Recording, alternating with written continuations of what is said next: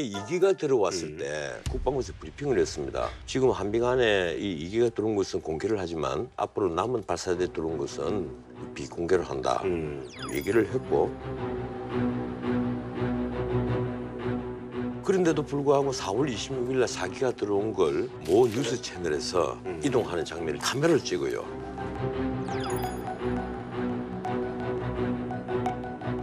그걸 보도를 했고 각 신문에 26일, 27일 이틀 동안 보도하는 신문이 없습니다.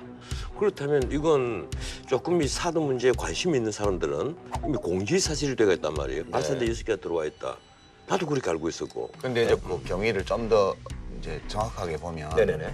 정확한 사드 반입 현황이 있어야 되잖아요. 네네네. 굉장히 지금 한미 간에 한중 간에 그쪽 이제 첨예한 첨예한 사안이죠. 이슈가 돼 있는 거니까 현황 보고예요, 말하자면. 근데 그거를 25일에 국정기획자문위원회 국방부 업무보고가 있었단 말이에요. 네네네. 거기 수상 없었어요. 그다음에 5월 26일 날 정호용 안보실장한테 국방부가 보고한 문서에도 그 사실이 기재돼 있지 않았어요.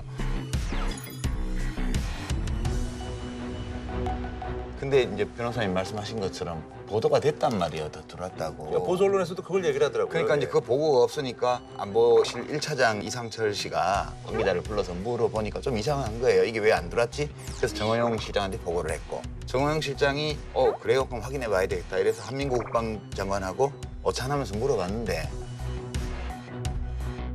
이게 뭐 대답이 흐릿하게 이상하게 나왔단 말이에요. 그런 게 있었어요. 이렇게 네. 얘기를 했다는 것이거든. 예, 네. 그런데 이제 말이 좀 다르긴 한데 여하튼 그러니까 이제 얘기는 하더라고요. 정호영 안보실장이 이제 대통령한테 보고를 한 거죠. 이만저만 일이 있어서 이렇게 됐는데 국방장관이 뭐라고 똑부러져 얘기를 안 합니다. 이렇게 되니까 대통령이 국방장관한테 전화 걸어서 내기 더 들은 거 맞냐라고 확인을 해본 거예요. 그러니까 이제 맞다는 거죠, 그죠? 예. 이제 그렇게 된 건데 언론에 그런 게 보도됐다 하더라도 대통령이 국군 통수권자인데 대통령이 언론 보도를 보고 알아야 되는 건 아니잖아요.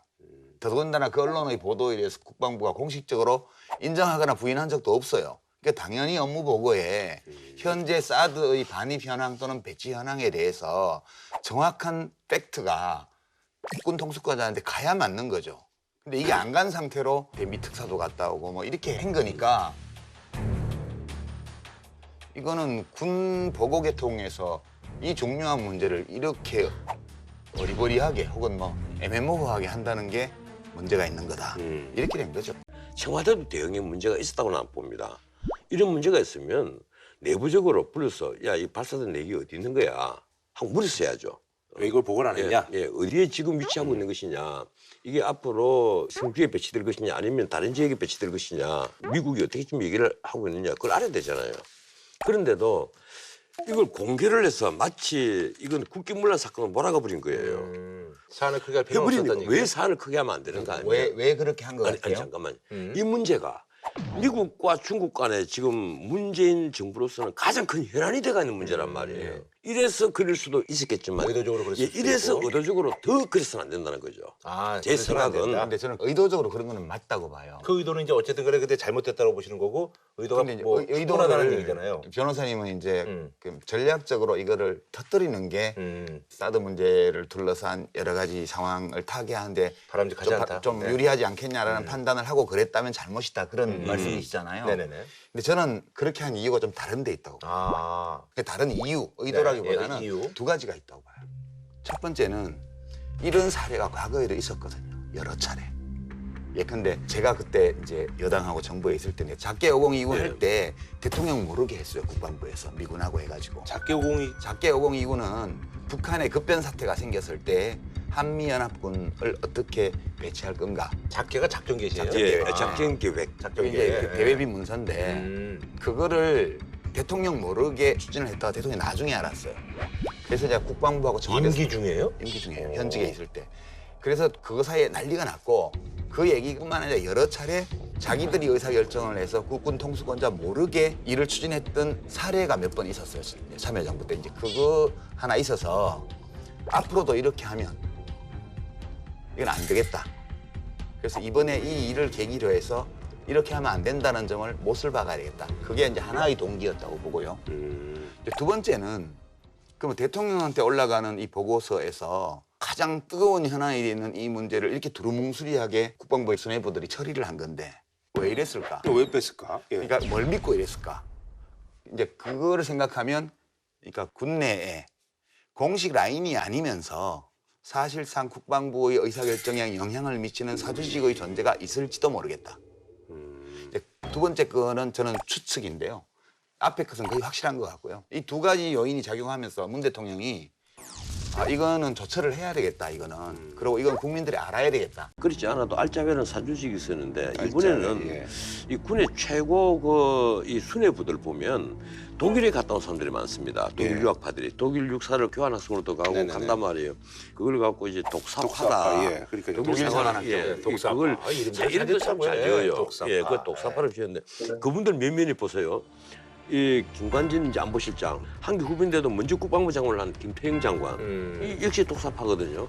그다음에 이번에 홍준표 후보가 왜 내가 대통령 되면 국방부 장관이 뽑겠다 하는 박정희 전 일군 사령관, 그다음에 유재성 정책실장, 그리고 지금 현재 사성 장군 중에 절반이 독사파예요. 뭐 잘 나가는 사람들 보냈으니까 예. 그러니까 잘 나겠죠. 사승 장군의 뭐. 절반이 지금 독사파란 말이에요. 이분들이 과거에 하나회 같은 사조직이냐 아니냐는 문제가 있습니다. 하나회 같은 경우는 네. 각 기수별로 적게는 뭐 한 3명, 많게는 한 7, 8명씩 각 기수별로 선배들이 후배들을 또 뽑아서 비밀리에 가입을 네, 시키고 끌어주고. 해서 군의 하나의 큰 인맥을 만들었단 말이에요. 근데 이번에 이 독사파는 과연 그런 하나회 같은 사조직이냐 하면 군에 있는 분들은 그건 아니다. 그러니까요. 독사파들이 어떤 뭐 모임을 간다거나 뭐 자주 연락을 해서 어떤 내부 규약이 있다거나 뭐 자기들 나름대로 어떤 모임 명칭을 갖고 있다거나 그런 게 아니다는 거죠. 그렇죠. 파죠, 파. 예. 뭐 그렇게까지 결속력이 강한 사조직은 아니라고. 그렇죠. 근데 이제 그건 이 아니고. 독사파는 파예요. 그야말로 정당이나 정치에도 개파가 뭐 있듯이. 친문, 비문, 반문, 뭐 친박, 비박 이런 거 있듯이 그냥 독일 유학 갔다 온 사람들. 예, 학연이라든가 이런 연고 관계로 해서 좀 가까운 네트워크예요. 이제 뭐 독일 뭐 생각하면서 그렇죠. 맥주에다 소세지나 좀 아무래도 먹고. 가까워지죠. 같은 아무래도, 경력을 거치면. 그러니까 아니 이제 술안주를 시킬 때도 비슷한 거 시키고 그럴 거 아니에요. 비교적 같은 이제 유학을 갔다 온? 예, 주로 수석을 한 친구들이 많고 각 기수에 이러니까 승승장구한 것도 사실인데 그게 독사파기 때문에 승승장구했다고 볼 수는 없는데 청와대가 보기에는 안 그렇단 말이에요. 그러니까 1993년도죠. 하나회 네네. 군숙정을 한 게. 김영삼 대통령이 했죠. 예. 그 김영삼 대통령이 그거를 하기로 결심한 주요한 이유 중에 하나가 군 장성 인사안을 국방부에서 만들어 왔는데 이게 하나회 멤버들끼리 미리 주고 끌어줘서 자기들끼리 순서 딱 정해놓고 이번에 네가 장군 예, 되라고. 짜진 각본대로 이게 갖고 온 거예요. 아하. 그래서 이제 김영삼 대통령이 누가 군 통수권자야. 아하. 그리고 이 사람들 사표 받으려면 어떻게 해야 돼? 그러니까 그냥 명만 내리면 군인들은 그냥 사표 받는 게 아니고 그냥 끝입니다. 그러니까 이제 했어요. 근데 그때 하나회 소속으로서 군을 주물럭주물럭 하던 별들이 수십 개가 떨어지고 영관급들에서는 진급 불이익을 받고 이럴 때 그때 위관급 장교들이요. 소위 중위 대위. 네. 여기가 알짜회거든. 아하. 문제는 이제 강경화 후보자인데 이분은 문재인 대통령이 조각에서 가장 상징성 있는 인물이에요. 상징성이 이제 있는 인물이니까 다들 이제 기대를 하고 봤는데 나오는 흠결이 하나 두 개가 아니란 말이지. 마지막으로 나온 얘기가 부산의 해운대 콘도.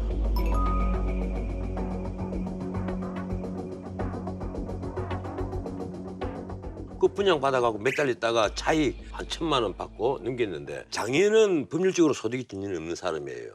왜 그런가 하면 남편의 그 건강보험 피부양자로 돼가 있으면서 소득이 없단 말이에요. 그러면 이 증여세를 안 낸 거예요. 증여세를 계산하면 한 1,600만 원밖에 안 되는데 가산세 붙고 미신고 붙고 이러면 엄청난 큰 돈이 돼요. 그런데 이걸 이제 어떻게 변명하는가 하면 그걸 되팔아서 남편이 그 돈 다 가졌기 때문에 사실은 증여 문제 해소가 되었다. 네, 그때 그 증여 의사가 없었기 때문에 그렇게 처리를 했다고 들었습니다만. 그러면 어떤 문제가 남는가 하면 명의신탁이죠. 바로 부동산 실명지 위반. 예, 예. 명의신탁은 문중지간에 할 수 있고 부부지간에는 명의신탁이 가능해요. 불법 이거 명의신탁이. 부녀지간에는 명의신탁이 안 된단 말이에요. 그 변명 자체가 또 다른 논란을 불러일으키는군요. 이제 저는 이 도덕성 검증에서도 업무 능력을 알 수 있다고 봐요. 특히 외교부 장관은요.